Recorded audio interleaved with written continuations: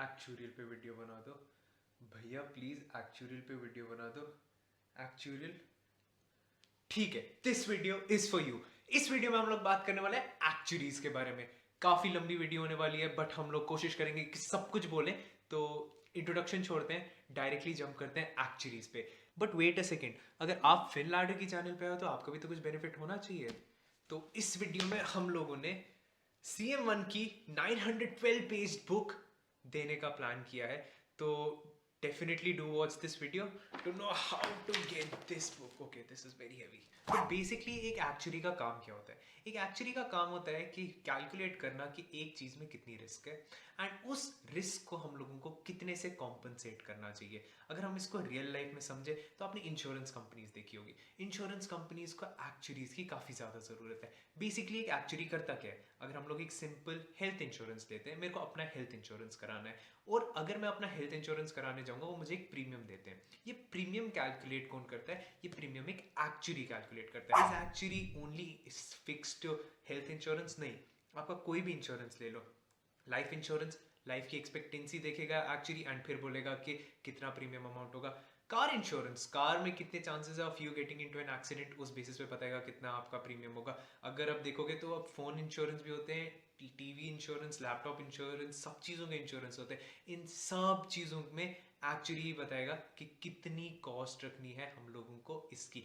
इसके अलावा कोई फाइनेंशियल डील हो गई, लेट्स सपोज मेरे और आपके बीच में एक फाइनेंशियल डील चल रही है जिसमें 60 लाख आपको देने, बट इसमें भी किसी ना किसी टाइप की रिस्क होगी। वो एक्चुअली कैलकुलेट करेगा एंड एक्चुअली बताएगा कि इसमें कितनी रिस्क है और उसके लिए कितना ज्यादा अमाउंट मुझे आपसे लेना चाहिए टू कॉम्पनसेट दैट रिस्क। तो बेसिकली एक्चुअली कहीं पे भी रिस्क इन्वॉल्व होगी तो उस रिस्क पे रिवॉर्ड कितना होना चाहिए to take that risk, actually बताएगा। So this is basically what actually does. Real में टोटल पेपर्स कितने होते हैं? 13 पेपर्स होते हैं। इनमें से 7 पेपर्स जो होते हैं वो आपके बेसिक्स होते हैं, कंप्लीट बेसिक्स। उसके बाद 3 पेपर्स आपकी स्पेशलाइजेशंस होती हैं and 3 for your professional development. तो ऐसे आपके 13 पेपर्स होते हैं। इसी के ऑपोजिट अगर हम लोग देखें तो CFA में लेवल 1, लेवल 2 एंड लेवल 3 होती है एंड FRM में सिर्फ लेवल 1 एंड लेवल 2 होता है। तो यहाँ पे आई बिलीव थोड़ा सा नेगेटिव पॉइंट आता है एक्चुअली इसका, that there are 13 papers that you have to clear. तो इसमें करने में काफ़ी ज़्यादा टाइम लग जाता है। एट द सेम टाइम अगर हम लोग देखें कि हम लोग एक्चुअलीज कब कब दे सकते हैं, तो ये डिपेंड करता है। 2 सोसाइटीज़ है, इनफैक्ट 2 नहीं, काफ़ी सारी सोसाइटीज़ है, हर कंट्री की अपनी अपनी सोसाइटी है। बट 2 मेजर सोसाइटीज़ इंडिया में कंसिडर की जाती है, एक इंडियन सोसाइटी है एंड दूसरी यूके की सोसाइटी है। इंडियन सोसाइटी जो है वो आपके मई एंड नवंबर में एग्जाम्स कंडक्ट करती है एंड यूके की सोसाइटी जो है वो आपके अप्रैल एंड सितंबर में एग्जाम्स कंडक्ट करती है। अब जो सोसाइटीज में डिफरेंस है हम लोग उसके बारे में बात करते हैं। इंडियन सोसाइटी जो है उसको IAI बोलते हैं एंड यूके की सोसाइटी को हम IFOA बोलते हैं। अब इसमें डिफरेंस क्या है, हम लोगों को कौन सी सोसाइटी से करना चाहिए, हम लोग वो समझते हैं। First major difference is cost. Indian society काफ़ी ज़्यादा चीप है। इंडियन सोसाइटी में 5,000 रुपये हर एग्जाम की कॉस्ट होने वाली है, but at the same time UK की सोसाइटी में हर एग्जाम की कॉस्ट 20,000 होने वाली है, तकरीबन 4 टाइम्स। बट इसमें भी एक स्लाइड चेंज है। अब इंडियन सोसाइटी में जब आप रजिस्टर करोगे उसके बाद फिर जब आप 5,000 का एग्जाम देने जाओगे, आपको इंडियन सोसाइटी से मटेरियल भी खरीदना होगा। तो मोर और लेस ये भी थोड़ा सा बढ़ जाएगा, अभी पूरी क्लैरिटी नहीं है। तो if any one knows do let me know in the comment section कि एग्जैक्टली कितनी प्राइस देनी पड़ती है to give an exam now in India. But UK की सोसाइटी का मोर और लेस सेम है, somewhere around 18 to 20,000 depending on the price of a pound. तो ये आपकी सबसे मेजर डिफरेंस होने वाली है इंडियन सोसाइटी एंड यूके की सोसाइटी में। सेकेंड मेजर डिफरेंस जो होने वाली है वो है कि पहले क्या होता था, अगर आप यूके की सोसाइटी से कर रहे हो एक्चुअलीज या इंडिया की सोसाइटी से एक्चुअलीज कर रहे हो, जो आपके 13 पेपर्स है ना, इसमें एग्जेम्पशंस मिलती थी। अब हम लोग ये एग्जेम्पशन समझते हैं। लेट्स सपोज मैंने 3 पेपर्स इंडियन सोसाइटी से दिए, उसके बाद मैं यूके की सोसाइटी में अप्लाई करने गया, तो यूके की सोसाइटी बोलती है ठीक है आपने इंडिया में ये 3 पेपर्स कर लिए, अब आपको ये पेपर्स करने की जरूरत नहीं है। बट अब ये नहीं रहा है। यूके की सोसाइटी इंडिया की सोसाइटी को अब उतनी ज्यादा रिकग्निशन नहीं देती है एंड यूके की सोसाइटी ने क्लियरली कह दिया है कि इंडियन सोसाइटी का हम लोग नहीं लेने वाले। तो यहाँ पे अब एक प्रॉब्लम आई है कि इंडियन सोसाइटी वहां पे वैलिड नहीं है, बट उल्टा अभी भी वैलिड है। इसमें भी चेंजेस हो रही है, काफी सारी चेंजेस हो रही है, but the last that I read was के 23 दिसंबर 2023 तक जिसने भी एक्चुअलीज यूके की सोसाइटी से किया है वो इंडिया की सोसाइटी में एग्जेम्पशंस ले सकता है। लेट्स सपोज आपने यहाँ पे पेपर्स किए हैं तो आप यहाँ पे एग्जेम्पशंस ले सकते हो, बट उल्टा नहीं ट्रू है। अगर इसमें भी कोई चेंजेस होगी please do let me know in the comment section, because as I am speaking मैं आपको अभी की चीजें बता रहा हूँ, I do not exactly know कि फ्यूचर में क्या क्या चेंजेस होंगी। मूविंग अहेड, पास रेट बहुत मेजर कॉज ऑफ कंसर्न है काफी लोगों के लिए। जो यूके की सोसाइटी में उसमें एक कांस्टेंट पास रेट माना जाता है कि 30 से 40% पीपल को हम लोग पास करेंगे ही करेंगे। इंडिया की सोसाइटी में वैसा नहीं है। मैंने ये भी सुना है कि इंडिया की सोसाइटी में चाहे तो वो सबको फेल कर सकते हैं, सबको पास करने वाली अभी कोई सिचुएशन आई नहीं है, एंड टफ होता है इंडिया की सोसाइटी में पास करना। This is something that I have been told by you guys only, तो I am not exactly sure, but yes if this is true तो डेफिनेटली कमेंट सेक्शन में ये भी बताना कि if it is difficult to pass in Indian society. UK की society में आपको मेंबरशिप भी लेनी है, मेंबरशिप कॉस्ट 20,000 रुपीज़ है, एंड हर साल आपको वो मेंबरशिप मेंटेन भी करनी है। तो लेट्स सपोज मैंने आज मेंबरशिप ली, उसके बाद फिर मैंने 2 पेपर्स दिए इस साल में, अगले साल मेरे को फिर से उसको कंटिन्यू करने के लिए 8,000 रुपये टिल इटर्निटी देते जाना है, जब तक मेरे को उसका मेंबर का पार्ट रहना है। तो that is one more bad thing I feel UK की सोसाइटी में। जो यूके की एक्चुअल के एग्जाम्स होने वाले हैं, जो यूके की बॉडी आपको बुक्स देगी उसी के आसपास होने वाले हैं, तो that is a very good thing. India में क्या होता है, इंडिया में आइडियली जो मैंने सुना है अभी तक थोड़े से डिफिकल्ट क्वेश्चंस भी होते हैं जो आउट ऑफ सिलेबस भी होते हैं, तो that is one more problem that Indian society members face in एक्चुअलीज। अगर आप इंडियन सोसाइटी से एक्चुअलीज दे रहे हो तो आपने ए सेट क्लियर किया होना चाहिए, ACET। बट अगर आप यूके की सोसाइटी से दे रहे हो, पहले एक चीज़ होती थी कि आपके 12th में मैथ्स में इतने नंबर होने चाहिए, अब वो हटा दी गई है। अभी के करंट सिनेरियो की बात कर रहा हूँ, तो करंट सिनेरियो में कोई भी आपके पास कोई भी लिमिटेशन नहीं है, आप डायरेक्टली शुरू कर सकते हो एक्चुअली से यूके की सोसाइटी से। जो हम लोगों ने एक्चुअलीज के बारे में 2 सोसाइटीज़ के बारे में बात करी ली, there is one more society there which is USA की सोसाइटीज़। इनफैक्ट यूएसए की 2 सोसाइटीज़ है, एक का नाम SOA है एंड दूसरे का नाम FKS है। SOA का फुल फॉर्म क्या है, society of actuaries, and FKS का faculty and casualty of actuaries. अब SOA क्या करता है, basically life and health insurance संभालता है यूएस का। FKS क्या करता है, प्रॉपर्टी एंड कैजुअलिटी इंश्योरेंस करता है यूएसए में। इसकी भी काफ़ी ज़्यादा रिकग्निशन आने लगी है इंडिया में। तो if you are watching this video काफ़ी ज़्यादा आगे, मे बी इन 2021 और 2022, तो may be you would need to know more about this. But अगर अभी आप 2020 में ये वीडियो देख रहे हो तो अभी आपको यूके एंड इंडिया वाली एक्चुअल की इन्हीं दोनों के बारे में जानना चाहिए। एंड इफ़ यू आस्क मी तो मेरा सिंपल आंसर होने वाला है गाइज, इफ़ पैसे उतने ज़्यादा मैटर नहीं कर रहे हैं अभी आपको, बिकॉज डबल होने वाली है cost I believe. At the end of the day material दोनों जगह मिल जाएगा, मे बी यूके की एक्चुअलीज में ज़्यादा अच्छा मटेरियल मिलेगा।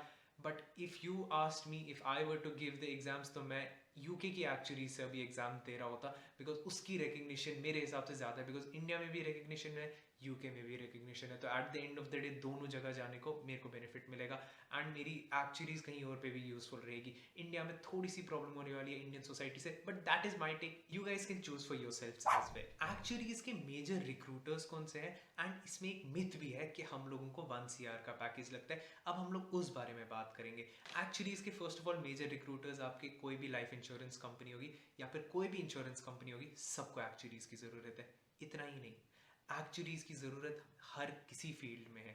मेरे को फिनलैंड का कोर्स कितने का रखना चाहिए, उसमें भी हम लोग को एक्चुअली एक एक्चुअली की ही ज़रूरत है, जो फिगर आउट करे कि हम लोग की कॉस्ट कितनी है, कितने पे कितने लोग आने चाहिए, किस प्राइसिंग पे कितने लोग आएंगे, एंड हम लोग मैक्सिमम बेनिफिट कैसे निकाल सकते हैं, वो भी एक एक्चुअली ही डिसाइड करेगा। तो एक्चुअली का काम क्या होगा, एक पेन की निब से लेके एक प्लेन तक की कॉस्ट निकालना, हर एक चीज में एक्चुअली का काम होगा, क्योंकि उसका काम क्या होगा, डेटा सिंथेसाइज करना। इसमें काफी कही गई सेइंग भी है कि एक्चुअली की जरूरत हर एक कंपनी को है, बस उस कंपनी के ओनर को नहीं पता है। ये काफी ज्यादा मशहूर सेइंग है एक्चुअलीज में। बेसिकली एक्चुअलीज में आपको जॉब कौन सी मिलने वाली है, अगर देखा जाए अभी के टाइम में इंडिया में PwC जैसी कंपनी, अगर आपने 0 पेपर्स भी एक्चुअली किए होंगे तो आपको वो भी जॉब दे देंगे। तो एक्चुअलीज की डिमांड काफ़ी ज़्यादा है, but at the same time इसमें प्रॉब्लम्स भी काफ़ी सारी हैं, वो भी हम डिस्कस करेंगे।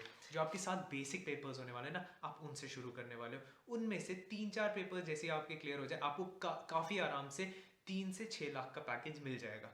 तो now you have entered into the industry. 3 से 4 पेपर्स पे आप इंडस्ट्री में घुस गए एक्चुअलीज की। अब प्रॉब्लम क्या होने वाली है, यहाँ पे कंपटीशन काफ़ी ज़्यादा होने वाला है, डॉग ईट डॉग मार्केट होने वाला है। तो आपको साथ साथ में पेपर्स क्लियर करते रहना है, एंड जैसे जैसे आपके पेपर्स क्लियर होते जाएंगे वैसे वैसे आपको प्रमोशन मिलती जाएगी।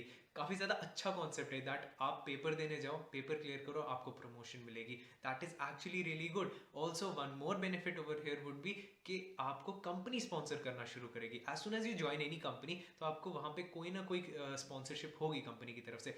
May be it would say कि आप पहले ही पैसे ले लो हमसे एंड एक्चुअली का नेक्स्ट पेपर क्लियर करके आ जाओ, या फिर दूसरी टाइप की स्पॉन्सरशिप होगी, अगर आपने एक्चुअली क्लियर किया तो जो भी आपके एक्सपेंसेस होंगे वो कंपनी बेयर करेगी। तो ये सब आपको कंपनीज में बेनिफिट मिलेगी। बट प्रॉब्लम क्या होने वाली है एक्चुअली की प्रॉब्लम ये है कि लेट्स सपोज आपने 3 या 4 पेपर किए और अब आप रुकना चाहते हो, वो नहीं हो सकता। वाई? बिकॉज कंपनी आपको हायर कर रही है ताकि आप आगे बढ़ते जाओ। तो you need to clear 13 papers. अगर आप कम पेपर्स क्लियर करो तो आप अभी मेंबर नहीं हो। तो अगर आपने अभी कम ही पेपर्स क्लियर किए होंगे तो उसमें भी प्रॉब्लम आती है, क्योंकि आप किसी के अंडर ही काम कर रहे होगे, और अगर किसी के अंडर काम कर रहे होगे तो आपकी ग्रोथ में लिमिटेशंस आ जाएगी। तो जैसे जैसे आपके पेपर्स क्लियर होते जाएंगे वो एक अच्छी बात तो है, बट अगर आपको एक्चुअलीज में लेट्स सपोज 4 पेपर्स के बाद मज़ा नहीं आ रहा है, और एक काफ़ी ज़्यादा इंपॉर्टेंट चीज़ जो अभी के मार्केट में देखी है, मैंने खुद से देखी है, मेरे फ्रेंड्स ने देखी है, उन लोगों ने 3-4 पेपर कर लिए, कंपनी में घुस गए, अब नेक्स्ट पेपर क्लियर नहीं हो रहा है, उसकी वजह से वो रुक जाते हैं कंपनी में। तो इसमें एक बहुत बुरी चीज़ ये है कि 13 पेपर्स आपको क्लियर करने हैं, एंड अगर आप एक्चुअली शुरू कर रहे हो एंड ग्रो करना चाहते हो तो you have to clear all these 13 papers. एक और प्रॉब्लम क्या है, ये 13 पेपर्स आप कब कब दे सकते हो? साल में 2 बार दे सकते हो। अब जिस बारी आप पेपर दे रहे हो उस बारी मैक्सिमम कितने पेपर्स दे सकते हो? तो 13 में आप हर बारी 3-3 पेपर देने जा सकते हो। तो इस साल में पहले मई में 3 पेपर दूंगा और बाद में और 3 पेपर दूंगा, तो मैं 6 पेपर टेक्निकली क्लियर कर सकता हूँ एक साल में, बट लिटल सेंस में नॉट पॉसिबल। गाइज मैंने देखा है जो बहुत ज़्यादा लोग पढ़ते हैं वो मैक्स टू मैक्स 2 पेपर दे पा रहे हैं एक्चुअली इसके, या तो फिर चूज़ करते हैं बस एक ही पेपर देने का। बहुत ज़्यादा पढ़ना है, बहुत बहुत ज़्यादा एक्सटेंसिव सिलेबस है। तो ये एक प्रॉब्लम होने वाली है कि क्लियर करने में काफ़ी ज़्यादा टाइम लग जाएगा। अगर हम लोग CFA की बात करें 3 इयर्स, FRM की बात करें 1.5 ईयर, एक्चुअरीज की बात करें आराम से 5+ ईयर्स, 6 इयर्स भी हो सकते हैं। उसके बाद जैसे जैसे आप आगे जाओगे स्पेशलाइजेशन में और डिफिकल्ट पेपर्स आते जाएंगे। 1 करोड़ की जॉब लग जाती है एक्चुअरीज की। बाहर जो भी आपके ट्यूशन सेंटर्स है वो ये एक मिथ लेके चल रहे हैं कि 1 करोड़ की जॉब लग जाती है। इसमें सबसे बड़ी प्रॉब्लम यह है कि गाइज जब पुराना ज़माना था, जब कोई भी एक्चुअरी नहीं था, तब एक्चुअरीज की काफ़ी ज़्यादा ज़रूरत थी, काफ़ी ज़्यादा डिमांड थी एक्चुअरीज की। और जो लोग ऑलरेडी इंश्योरेंस कंपनीज में थे उन लोगों ने एक्चुअरीज करना शुरू किया। तो लेट्स सपोज मेरे को 20 साल का एक्सपीरियंस है, मैं अच्छे खासे पैसे कमाता हूँ इंश्योरेंस कंपनी में, बट मेरी कंपनी को एक्चुअरी की ज़रूरत है। तो मैं 20 साल का एक्सपीरियंस लेके उसके बाद एक्चुअरी शुरू करता हूँ। अब जब मेरे 20 साल का एक्सपीरियंस लेके पहले 17 पेपर्स होते थे, तो 17 पेपर्स क्लियर करने के बाद जब मैं एक्चुअरी बन गया तो do I not deserve 1 CR की पैकेज? अब क्या हो गया है? अब शुरू से ही ये लोग बोलते हैं कि आपको एक्चुअरीज के बाद 1 करोड़ का पैकेज लग जाएगा, विच इज एब्सोल्यूट फॉल्स। अगर कोई भी एक्चुअली ये वीडियो देख रहा है, please let other people know in the comment section कि नहीं, ऐसा नहीं होता, 1 CR की जॉब नहीं है। डेफिनेटली अच्छे जॉब पैकेजेस हैं। 13 पेपर्स करने के बाद आराम से 40-50 लाख की जॉब मिल सकती है, but 1 CR absolutely of the charts. हाँ, मे बी बहुत आगे फ्यूचर में जाके 1 CR हो सके एक लकी आदमी को मिल जाए, but not right now. And पे मे भी हो सके, अभी बिल्कुल नहीं हो सकता। तो ये 1 CR की जॉब आई कहाँ से? एग्जैक्टली वहीं से आई जो ऑलरेडी बहुत साल का एक्सपीरियंस लेके लोग एक्चुअली कर लेते थे। मार्केट में कोई एक्चुअली है ही नहीं, तो हर एक इंश्योरेंस कंपनी को उस इंसान की ज़रूरत है जिसने एक्चुअली कंप्लीट किया, तब ये जॉब पॉसिबल होती थी। अब के ज़माने में नहीं है पॉसिबल, बिल्कुल नहीं है पॉसिबल। अब के ज़माने में एक्चुअलीज की वैल्यू है, इतनी ज़्यादा वैल्यू है। Also one very interesting fact that I found on internet was कि इंडिया में ओनली 463 एक्चुअरीज हैं जिनने 13 पेपर्स क्लियर किए। तो इफ एनीवन नोज इसके बारे में भी तो do let me know in the comment section कि is this a correct fact? Indian society से सिर्फ 463 लोग ही निकले हैं जिनने 13 पेपर्स क्लियर किए हैं। अब हम बात करते हैं एक्चुअली किसको करना चाहिए, कब करना चाहिए, कैसे करना चाहिए। तो फर्स्ट ऑफ ऑल किसको करना चाहिए एक्चुअलीज? गाइज अगर आपको मैथ्स में इंटरेस्ट है, स्टैट्स में इंटरेस्ट है, तो आप एक्चुअलीज के साथ शुरू कर सकते हो। कैसे करना चाहिए गाइज? इसमें आपको इधर CS1 या CM1 से शुरू करना चाहिए। अब जो लोगों ने मुझे बोला मैं वो आपको बताता हूँ। अगर आपने अभी अभी क्लास 12th कंप्लीट किया तो आपको CM1 से शुरू करना चाहिए, बिकॉज उसमें आपको क्लास 12th के काफ़ी सारे कॉन्सेप्ट्स मिलेंगे। बट अगर आपने क्लास 12th अभी ने पिछले साल क्लियर किया तो एवरीवन सेज कि आपको CS1 से शुरू करना चाहिए। यूके की सोसाइटी खुद से बोलती है कि आपको CS1 से शुरू करना चाहिए, but only thing is I have been told by a few people कि क्लास 12 का सिलेबस CM1 से काफ़ी ज़्यादा मिलता है, तो वहाँ से शुरू करना चाहिए. One very good thing is you do not need two by membership for this. आप CM1 या CS1 खुद से दे सकते हो बगैर मेंबरशिप खरीदे. डायरेक्टली यूके की सोसाइटी में आप CM1 या CS1 बगैर मेंबरशिप लिए दे सकते हो. वो ये क्यों करना चाहते हैं? ताकि लोगों को भी समझ आए, वो एक पेपर दें एंड फिगर आउट करें एक्चुअलीज करने में उनको मजा आ रहा है या नहीं आ रहा है. तो वो इसके लिए मेंबरशिप फीस नहीं लेने वाले, बट हाँ डेफिनेटली एग्जाम फीस 20,000 रुपीज़ की रहेगी. अब अगर कोई थोड़ा सा आगे बढ़ गया, लेट्स सपोज सेकंड ईयर या थर्ड ईयर में है कॉलेज के, तो guys you can look for other certifications as well. FRM की वीडियो एंड CFA की वीडियो मैं यहाँ पे टैग कर दूंगा, तो आप वो वीडियोस भी देख सकते हो अगर आपको फाइनेंस की सर्टिफिकेशंस के बारे में जानना है. But still, if you're looking for actuaries, तो yes, you can get started with actuaries at that time as well. One very important thing, actuaries किसको नहीं करना चाहिए? अगर आप मैथ्स में अच्छे नहीं हो तो एक्चुअलीज नहीं करना चाहिए. Ideally I don't like to demotivate anyone, but guys मैंने खुद से सिलेबस देखा था, मैंने खुद से ये 2 बुक्स खोली थी. आई डोंट थिंक एक्चुअलीज करना make sense if you are not good at maths. Second thing, if you looking for money, अगर आपका प्योर मोटिव है कि मेरे को पैसे ज़्यादा कमाने और वो 1 CR का पैकेज चाहिए, तो गाइज आपका इंटेंशन अभी गलत है एक्चुअलीज शुरू करने का. आई बिलीव आप रिकन्सिडर कर लो एंड उसके बाद कुछ एक्चुअलीज जो अभी कर चुके हैं एक्चुअलीज उनसे बात करो एंड रियलिटी जानो, उसके बाद एक्चुअलीज शुरू करना. डायरेक्टली एक्चुअलीज से जंप इन नहीं करना, बिकॉज काफ़ी ज़्यादा मिस इंटरप्रिटेशन है, काफ़ी ज़्यादा मिस इन्फॉर्मेशन है. एंड अगर आप पैसों के बेसिस पे एक्चुअली शुरू करना चाहते हो तो definitely don't get started with it. अब कैसे करना चाहिए एक्चुअलीज, एंड ये 2 books, in fact it's just 1 book, ये कैसे मिलेगी? Guys in the description of this video you will find a Google form. उस गूगल फॉर्म में आपको बस अपनी डिटेल्स भरनी है एंड एक स्क्रीनशॉट ऐड करना है that you have subscribe to our channel and clicked on the bell icon. जिसने वो चीज़ की होगी, हम उन सबको ईमेल आईडी पे ये वाली बुक सेंड करेंगे. Why are we asking you to subscribe to our channel? So that we grow our channel and you get something in return for that. Definitely hit the like button as well and subscribe and bell icon तो करना ही है to receive the book. One very important thing I forgot to mention in this video was कि अगर आपको trading floor पे जाना है तो एक्चुअलीज आपके मदद में नहीं आने वाला है. देखो, अगर आप रिस्क मैनेजर हो तो आप ट्रेडिंग फ्लोर पे आपका काम है, बट अगर आप एक्चुअली हो तो आपका डेस्क जॉब ही होने वाला है, कंप्लीट डेस्क जॉब होने वाला है. Client facing, I highly doubt that. Also one fun fact about actuaries is, जो एक्चुअलीज का पेपर होता है वो ऑनलाइन होता है, कंप्लीटली ऑनलाइन. आपको टाइप करना होता है वर्ड पे. This is one very important thing. आपको डिराइवेशन भी होगी, वो वर्ड पे टाइप करनी होगी एंड काफ़ी ज़्यादा डिराइवेशन है वो आपको वर्ड पे टाइप करनी होगी. CFA एंड FRM आपके MCQ बेस्ड एग्जाम्स होते हैं, बट एक्चुअली आपको वर्ड पे टाइप करना होगा. So that is a bit tricky thing which I personally feel. और इतना ही नहीं, a fun fact about actuaries का पेपर इज, एक्चुअलीज का पेपर उनके पोर्टल पे आता है, आप वो पेपर डाउनलोड करते हो एंड उसके बाद फिर देर इज जीरो प्रॉक्टरिंग. आप अपना लैपटॉप बंद कर सकते हो, कंप्यूटर बंद कर सकते हो, डाउनलोड करके उसके बाद पेपर कर सकते हो एंड उसके बाद अपलोड कर सकते हो. तो this is something which I found काफ़ी ज़्यादा interesting. May be they change it in future, but अभी क्या है, आप डायरेक्टली डाउनलोड कर सकते हो, आप किसी के साथ बैठ के भी एग्जाम दे सकते हो. But remember one thing, that they have amazing software to figure out plagiarism. तो अगर आप थोड़ी सी भी प्लेजरिज्म करने की कोशिश कर रहे हो, देयर एंड देन आप खत्म हो जाओगे.